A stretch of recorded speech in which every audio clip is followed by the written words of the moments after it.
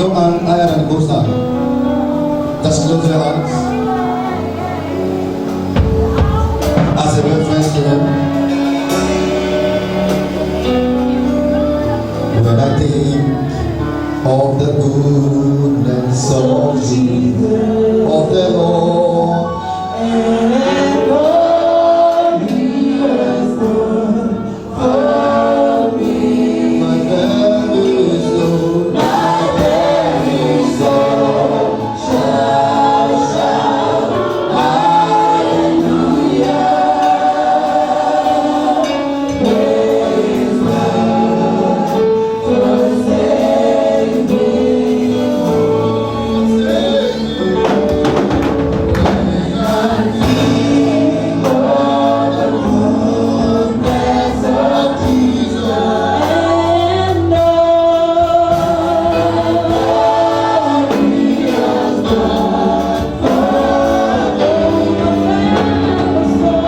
my very soul shall shout hallelujah.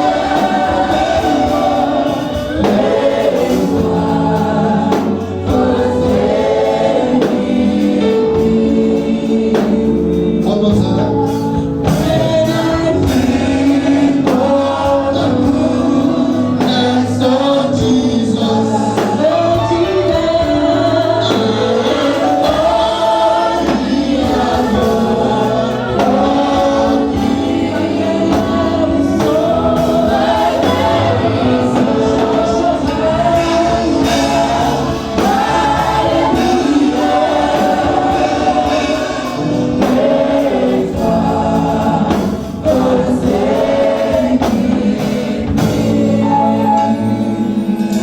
lift up your voice as you worship God. Open up your mouth, just say something to Him. The Bible says, I will enter His gate with thanksgiving in my heart. I will enter His court with praise. I will say, this is the day the Lord has made. Lift up that voice of yours. With the fruit of your lips, just worship Him. The rock of ages, the beginning and the end. Our pathfinder, our ever-present help in the time of need. There is no searching of His understanding.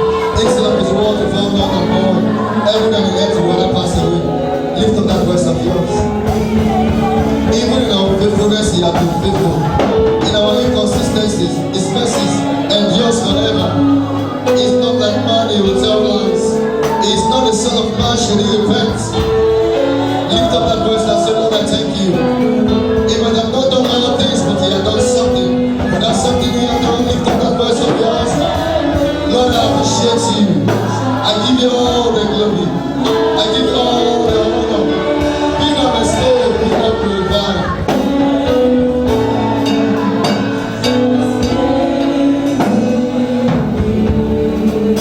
I've done so much for me. You have taken away my sorrow. All glory, hallelujah.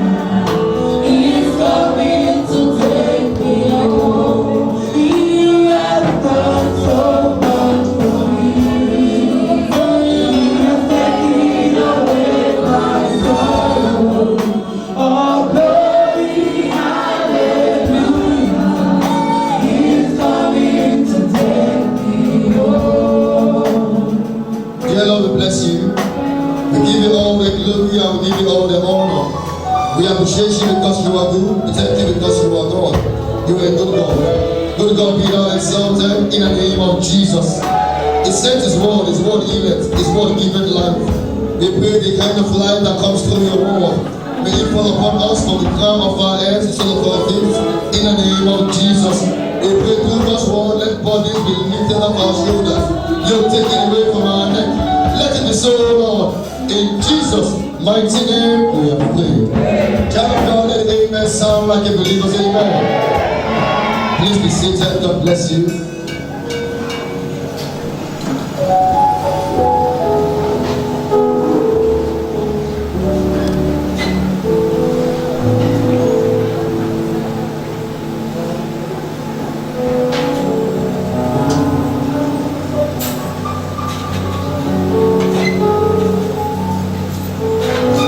let's open our Bibles to 2 Kings chapter 5.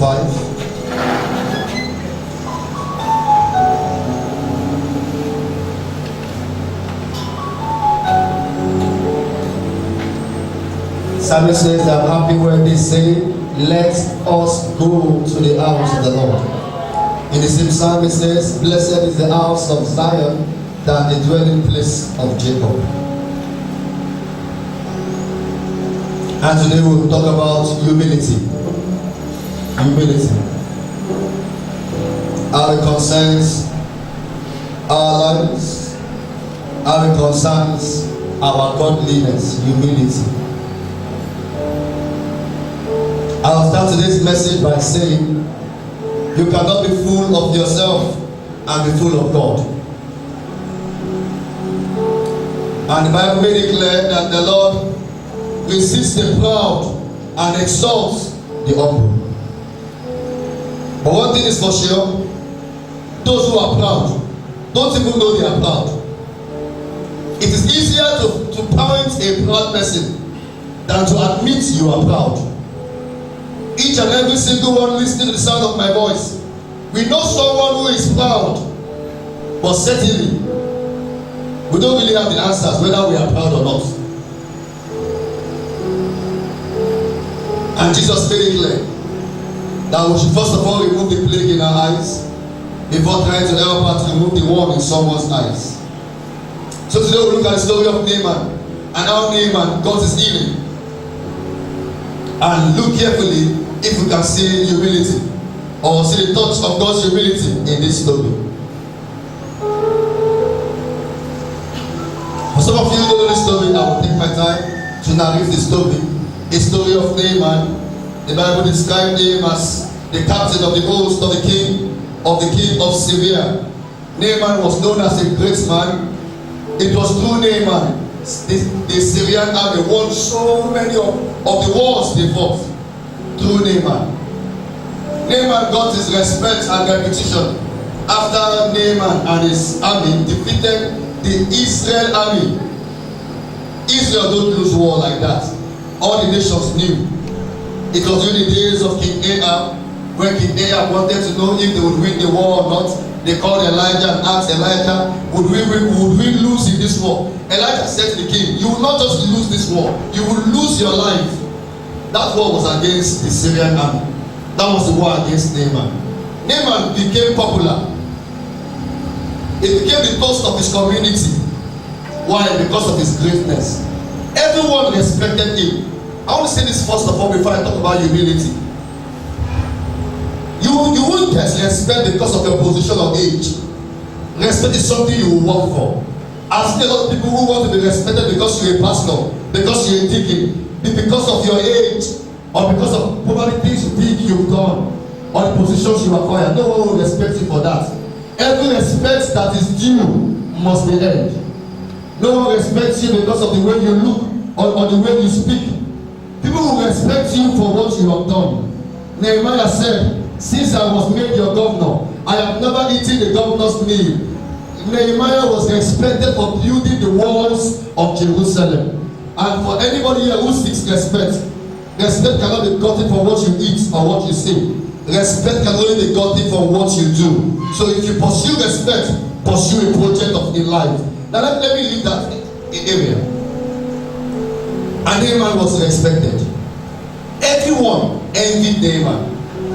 Every young lady wished their husband was like him. Every young boy wished they would live a life Naaman was currently living.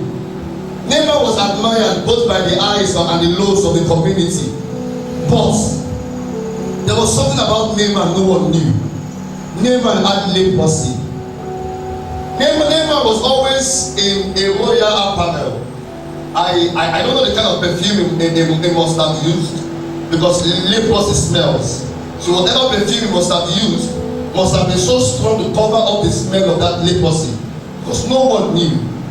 He covered himself in a royal apparel. Please listen to me carefully. Some of us, there are some people you are envying, some people you admire, unknown to you that you are better off than them. Now the truth here is that There's some glory you want. If beneath it, there is leprosy, just like Naaman. Everyone wished to be like him. But if they really knew who Naaman was, they would not wish. Naaman was dying in silence, carrying a deadly disease. I want to start by saying this carefully. Be careful of what you admire. The leaf is always greener from afar. Oh, I wish it was my husband, I wish it was my wife. Let me tell you the truth. You better stay in your own marriage. There is no perfect one. I mean, there is no perfect one. Some of us keep on jumping from one place to another. I spoke with my staff Pastor Lydia. She said that she interviewed a maid she had, and she saw the way the maid was working, and she said, young girl, why did you choose to be a maid? She said that this, that. Madam, I'm coming from a place, they used to pay me 70,000, and that place I only take children to school and bring them back. Pastor Lydia said she was amazed. Why did you leave? That place is like heaven. Why did you leave? She said, if I knew, I would not leave. I thought if I leave, I will find a better place. And now the place she finds, Pastor Lydia daily pays her half of what they pay her, and she will do everything in Pastor Lydia's house. And she said that, Madam, I'm tired of this place. I want to go back to I want to leave. I said, let me warn you. Are you seeing the way you left where you are? And you are descending. If you leave me, you might be going to somewhere very worse. Why don't you stay here? She said, no, man. No, man. I have to go. I cannot go. And she left. After 1 month, she called Pastor Lydia again, man. It's like you go get this. This is where I am. They can't even pay me half of what you used to pay me. And I am doing double of the work I'm doing in your house. Some of us, the reason why we are going down in life is just because we are not contented. You will never appreciate the presence of the gifts you have until it becomes absent. There are some people who are present in your life, you won't appreciate them. You won't know a good person until you meet a bad one.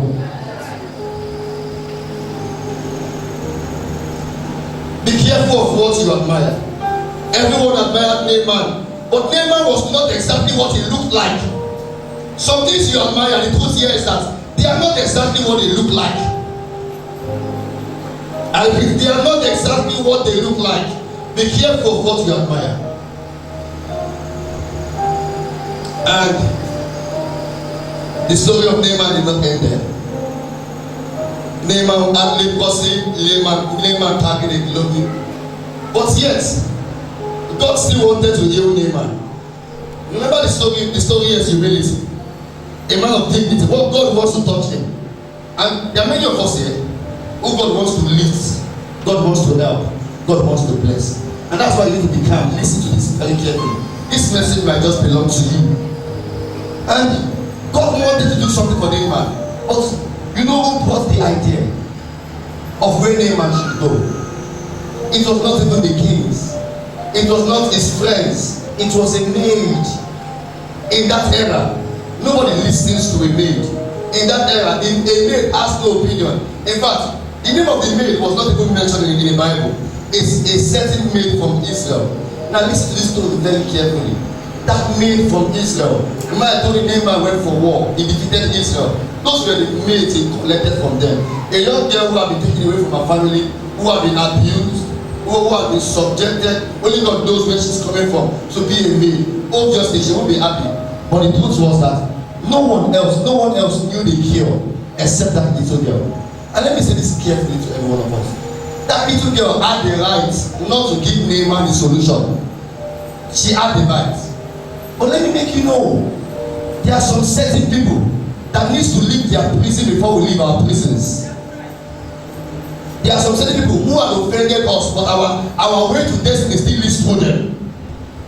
If there's anybody here nursing unforgiveness is the body. When we forgive, it is the blessing we give to ourselves, not to the ones who offended us. Unforgiveness is like holding someone and saying, you won't go anywhere. Yes, they won't go, but the truth is that you are going nowhere. If you have somewhere to go in life, tell your neighbor, let it go. Some of us have been hurt in the past, but please don't allow unforgiveness hold you back. One of the greatest demons in life is unforgiveness. It's something I call a personal demon. You carry it everywhere you go. No matter where you go, it goes along with you. It is your choice to drop it. There's somebody here you have not forgiven. I'm saying this clearly to you. Just let it go. That little girl had a choice, but he chose to deliver Naaman and to send a message to someone to tell Naaman that there's a solution in Israel. Let me cut the long story short. And Naaman headed for Israel. It was announced to the prophet that Naaman was coming. Now let me tell you the kind of man Naaman was. If Naaman is coming to your city, there will be a public holiday, no movement. And obviously something like that must have happened in Israel. The prophet Elisha was expecting him. And when he got there, the prophet was inside, purposely inside. He did not come out. He sent his maid or his servant Gehazi. And Gehazi told him that he told Gehazi, I am Naaman, tell your master to come out. He said the master won't come out. He said that he should go to River Jordan. What should he do? He should bathe 7 times in that Jordan. And in the 7th time, he's going to be healed. Now let me tell you something. Naaman found it insulting. Not the River Jordan alone. Even the king of Israel will take it as a privilege to come out. And he's wondering, who is this your prophet? Who is this your master? Who does he think he is? Naaman found it insulting. And 1, he did not come out. 2, he told me, among all the rivers in this world, the most dirtiest of all rivers. Does your master know who is in front of him? The master said, I don't care. I have told you what to do. The earlier you do it, the better for you. And Naaman was grumpy and he wanted to go home. Someone said to Naaman again, one of the slaves, if they had asked you for money, you would give it. But they only asked to go and take your bed part. It cost you nothing. And Naaman actually headed for it. Now let me show you something. Some of us here, we've been to the best places in this world and no solution. Some of us here came with issues. I've heard testimonies. I've been to this hospital. I've been to India. I've been to Belgium. I've been to England. They've been everywhere for this cure. No solution. You've been to better places than this place. No solution. And let me make you understand something. When you go to places and you don't find solution, I've come to an opinion to conclude that it is not because there is no solution there. There were others who went there and got solution, but you couldn't find solution. The truth is that God refused to give you solution there. Many of us, God is bringing us to a place like this, or a place that will humble you. Now the truth is that if God really wants to touch you, God's therapy for touching people is humbling them. If God cannot humble you, God cannot use you. God cannot bless you. There is something He does to the proud. He resists them. He rejects them. He brings them down. There is only one person God blesses. He heals. God heals and blesses the ones who are humble. He said somebody listen to what God is saying this morning. And the truth is that we need to check back into our lives and ask ourselves one sincere question. Are we humble enough to be directed by God? All through the story of King Saul, God was using King Saul until Saul became too big to be directed. There is one thing God does not accept. God does not accept pride. I think God does not accept pride. You will find pride in the way a man addresses himself, the way he sees himself, the way he speaks. You will find pride in it. Pride is just certainly seeing yourself above everyone else, thinking you are ashamed of something because of something you ashamed. You program yourself to be more esteemed than everyone else. God absolutely rejects the proud. The Bible says Jesus made himself of no reputation, and because of that, God exalted him. And in the name of Jesus, every knee bows, every tongue confesses that Jesus is Lord. In the Old Testament, the Bible says that Moses was the meekest of all men. Meekest of all men. Now, I'm pointing out Moses and Jesus. Moses, the greatest from the Old Testament. Jesus, the greatest in the New Testament. And one thing that is common amongst the both of them is humility. To enjoy the power of God, you need to be humble. I mean, to enjoy the power of God, you need to be humble. To walk in the fullness of the Holy Ghost, you need to be humble. Humility is God's therapy. Humility is God's therapy for using people or blessing people. Anyone who must walk with God must learn to be humble. Aside from humility, there is no other principle that can guide you with God. Aside from humility, I mean, there is no other principle that can guide you with God. The measurement for the service of God is humility. God will not take you to an height that will make you look like God. God will not take you to an height or a height that will make you look like God or make you think yourself like God.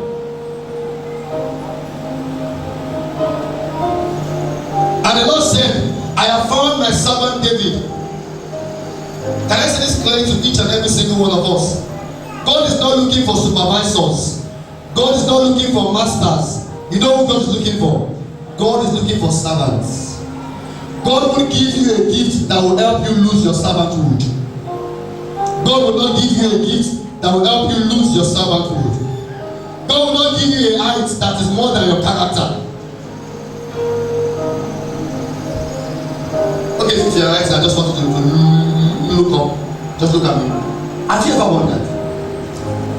Let us look at the ministry of Jesus and his disciples. Have you ever wondered why it was the washing of feet Jesus gave first? Before he left, he didn't give them the Holy Ghost. What did he give to them? He washed their feet. And after he had washed their feet, he said, what I have done for you is what I want you to do for others. I am higher than you, but I came down low to serve you. The same way I have served you, that's the same way I want to serve everyone else. Jesus gave his disciples first character, humility. Now listen carefully. Even the gift of the Holy Ghost without character will destroy you. Before they received gift of the Holy Ghost, Jesus gave them humility. Humility came first, and it took them several months of waiting before the Holy Ghost came upon them. And I know there's somebody here believing God for one thing or the other, but let me tell you the truth. Do you know why whatever you are praying for is delaying? Now God is building your character. If whatever you are praying for comes before your character, that thing you are praying for will destroy you. The gift of God will destroy the bearer if the bearer does not have enough character to carry the gifts. Is there somebody listening to what God is saying? And all I'm saying to each and everyone sitting and listening, that there's something God wants from you. God wants you to walk in humility. God wants you to walk in humility.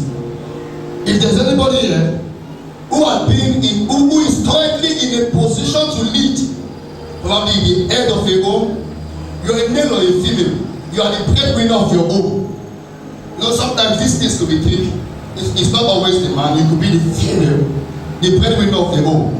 Or you've been appointed a leader in any place. Now let me tell you how your downfall will come. Your downfall can only come by pride. Any position you receive is only a test. Any position whether you're the male or the female in the house providing, any position you receive is only a test. And God is simply watching at you. If you pass this one, a new one comes. Many of us are currently in the place where we are. Why? Because you are not stagnant, you not pass the test. That little change you receive, you are working on people's head, slapping them with 5,000, and God, if I give you 5 million, you will kill Nigeria. I'm telling you the truth. That's why when you check the list of riches and poorest, it's not about Christianity. There are some non-Christians more humble than Christians or even pastors. Yes, God will not give to somebody who will see himself as God. He cannot share his glory with anyone.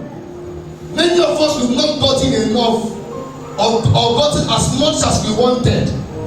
You know what the Bible says? I think in the book of James, that some of us pray and the prayer is not answered. You know why? Because we pray amiss. We pray selfishly. Some of us, if God answers your prayer, some people will see shaking. Some people go, yeah, you've written them down on your list. Those that you want to show pepper, God does not want you to show anybody shaking or show anybody weak. So the truth is that He will not give you.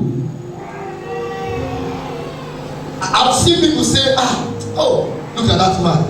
He does not even know what to do with money. If I'm the one with this money, I will paint the town red. That's why God did not give you. Oh, look at that man. He does not know how to spend it. Because you know how to spend it, that's why you will not have it. And before God gives to us, He looks at our intention. He looks at our previous record. If you have not done well in the little you have, please forget it. God is not giving you more. Some of us are praying for more, praying for progress, and God is currently looking at you. The one I've given you. How much have you done? I have noticed people who are on top are more humble. I went to one office which I was directed to see their branch manager. The woman had called me and told me when she would be around. So, you know, when someone like that calls you, I was thinking, well, once I get there, people already know I'm coming and I'll just go.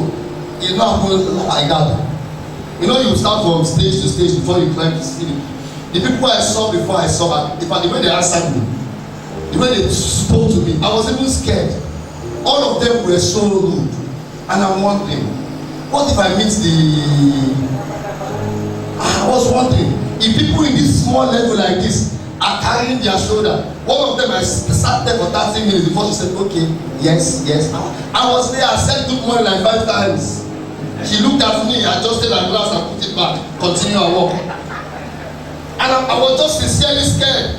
If this was in these small positions that are like this, I was wondering how the matter would be.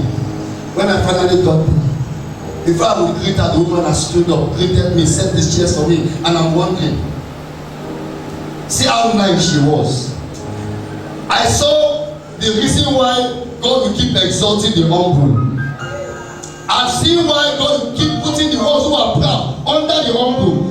The proud will always serve the humble. Now let me tell you something. When people are proud, God can do anything to remove them from a position they don't deserve. Look at the story of King Saul. Now listen to me. Saul actually did nothing wrong according to the Israeli constitution. But you know what happened? The only thing Saul did wrong was pride. There was nothing physically you could point to say Saul broke a law. He broke no law. But God never wanted him again. Why? Because he was so full of himself. Some of us, the truth here is that what is separating us from the future God has promised us is not the devil, it's yourself. It's yourself. Look at yourself. Talk to yourself. And realize, just like Naaman, we can solve people's problems. Naaman solved the problems of his nation, but Naaman could not solve his own problems. And realize, it is more easier to advise people. When we are in the same trouble, we are confused. If only we can listen to the advice we give people, our life will be fine. We are experts when it happens to people, but when it happens to us, we make the wrong choices. Naaman will solve people's problem. But let me tell you the truth. It is very important that we look at ourselves, just like the prodigal son. You know what I said, the prodigal son? The prodigal son showed me something Jesus said. The truth you know shall set you free. That was just the story of the prodigal son. Until the prodigal son told himself the truth, he did not deliver himself. Deliverance does not come when you fall under the anointing. You see, the truth is that it is easier for the demon to leave the man. You can chase the demon from the man. You cannot chase the man from the demon. Deliverance comes when you make up their mind. I am turning away from this. I will stop this. I will stop that. Your deliverance is not even in the hand of your pastor. Your deliverance is in your hands. Jesus kept asking people he met, what do you want me to do for you? Deliverance is on your choices. Is there somebody listening to what God is saying? And I want to say this clearly to each and every single one of us. You might just be like Naaman. Do you want help? Do you want divine help? Do you want deliverance? Do you want to be lifted? It's all on your choice. Now, if you cannot sacrifice your pride, you can't have a future with God. Come on, guys, up to our feet.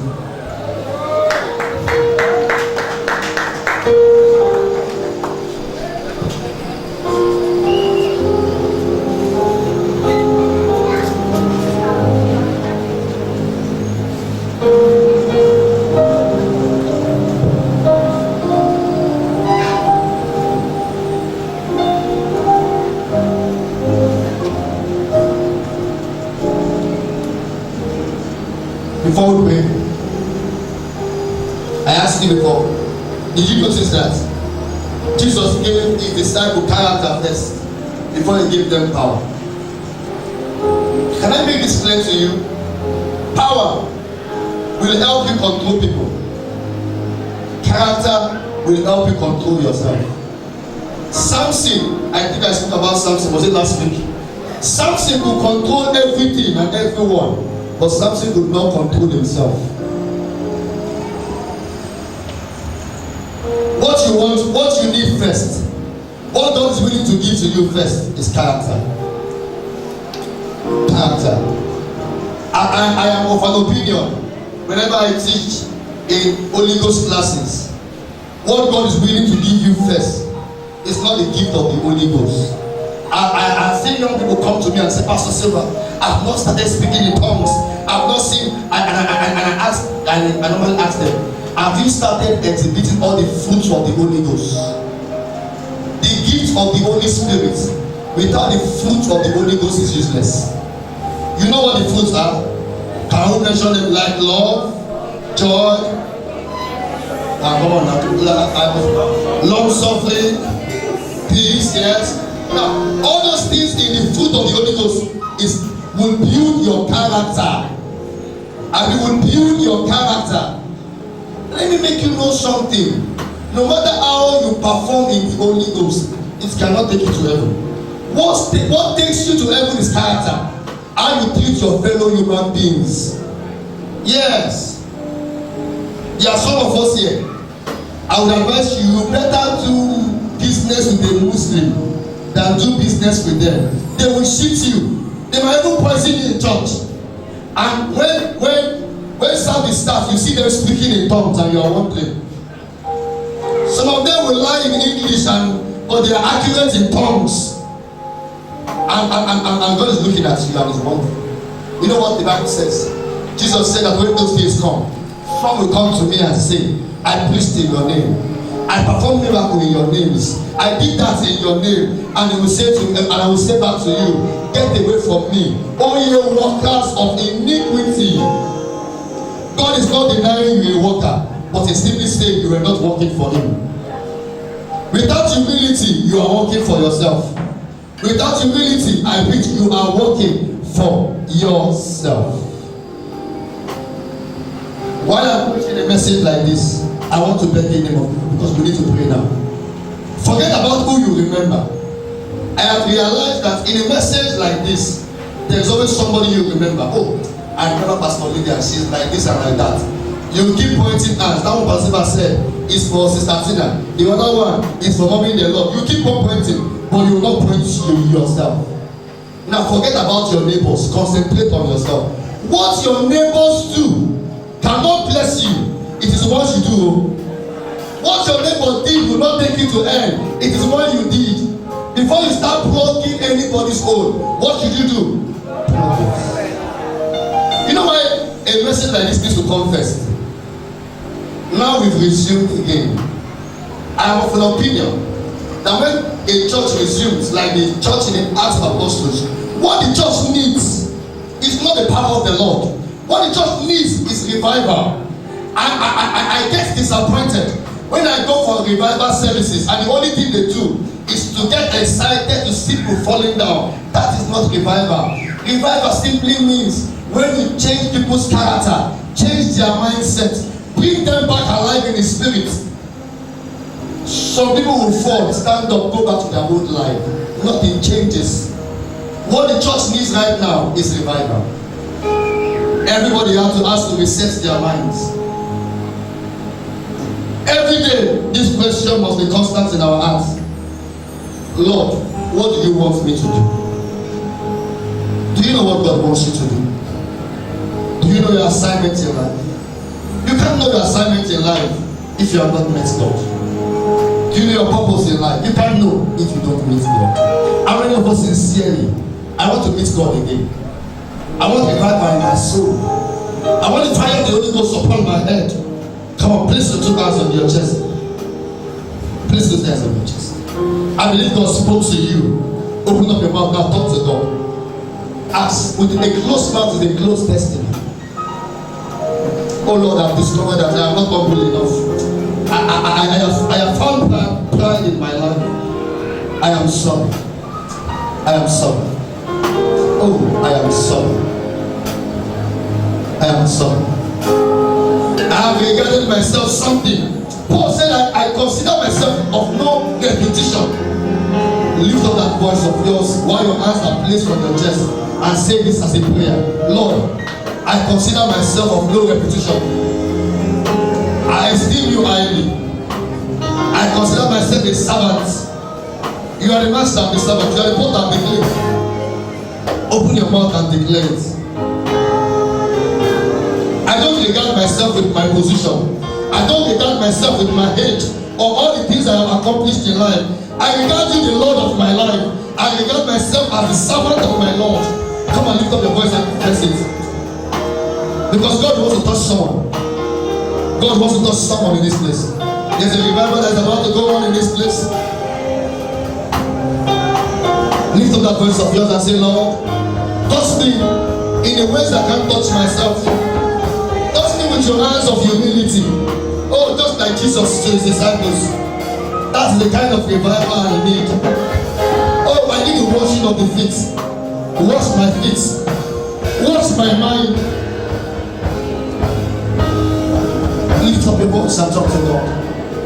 In Jesus' mighty name, we have prayed. Come on, we are going to confess it with our right hands on our chest. Say it after me, dear Lord. I consider myself of no repetition. You need to lift up the voice and confess it loudly. You need not to be ashamed. With your hands firmly on your chest, with your voices aloud, dear Lord, I consider myself of no repetition. I have decided to go behind the cross. Only you in front of the cross. I have decided to be your servant. And you are the Lord of my life. Come and say that again. And you are the Lord of my life. I do not consider my age. Say it again. I do not consider my age. I do not consider my achievements or my positions in life. I consider myself as a servant. Say it again. I consider myself as a servant. Make that your prayer. That's all you say. I consider myself as a servant.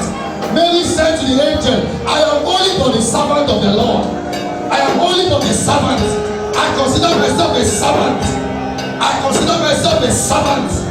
Oh, I consider myself a servant. In Jesus' mighty name we are praying.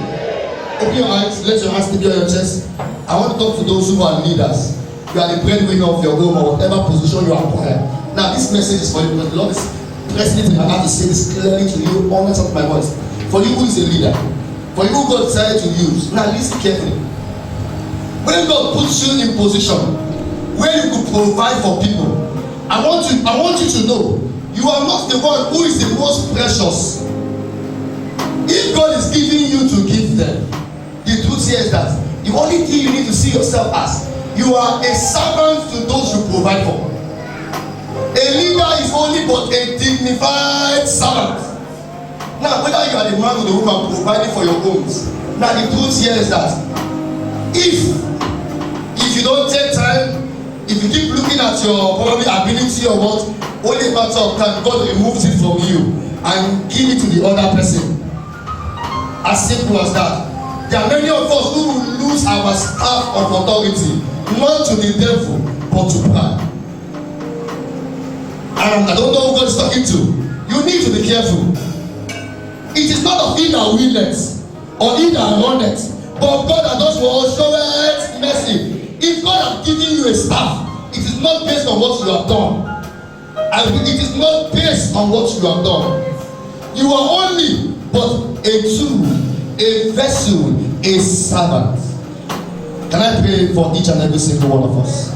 I want to also pray specially also for those who have the staff. You know there's a staff you carry. You don't need to mention it, but just close your eyes. I'm praying for you also. I want to pray for those who are believing God for promotion. I will start from you. You are believing God to be lifted beyond where you are. I am praying for you right now. Anywhere you are, under the sound of my voice, receive the spirit of humility. Oh, receive the spirit of humility. I repeat, receive the spirit of humility. Please, you have to open your eyes. I want to say this clearly. Forgive me if I'm wasting your time, but the truth here is nobody will use anybody who does not look as if they could be manipulated. I repeat, nobody will use anybody, including me talking to you. Anybody you think you cannot manipulate, you cannot use. Now, the most wisest of people are those, they know too much, but they pretend to know nothing, so people can use them. Nobody likes I too know. Many of us, our interest is not the devil. Pride. Nobody will use somebody who knows more than him. Nobody. So if you are here, you want to be used, you want favor, you want appointment, you need contract, you need to remove pride. There are some understanding will help you in a way knowledge will not help you. Understanding tells you when to keep your knowledge. In all thy getting, guess what? Some of us, the truth here is that we need to readjust. All eyes closed. I'm praying for you. The spirit of humility, the spirit of humbleness, spirit of gentleness. This is the yardstick of promotion. I decree to your life. Receive it right now in the name of Jesus. I pray for those who have a staff. I decree and declare upon your life. In any way you are being unfaithful, the Lord will have mercy upon you. I said the Lord will have mercy upon you. The Lord will give grace. The Lord will give you more grace. The Lord will open more doors for you. You shall receive more favors. Let your amen sound like a believer. Say amen. And I pray for each and every single one of you under the sound of my voice. Lift up your two hands up to heaven. I decree and declare, you will receive help from heaven. You will receive help from the Lord. You shall receive new favors, new appointments, new open doors. Let your amen sound like a believer. Say amen. Can somebody appreciate Jesus in this house?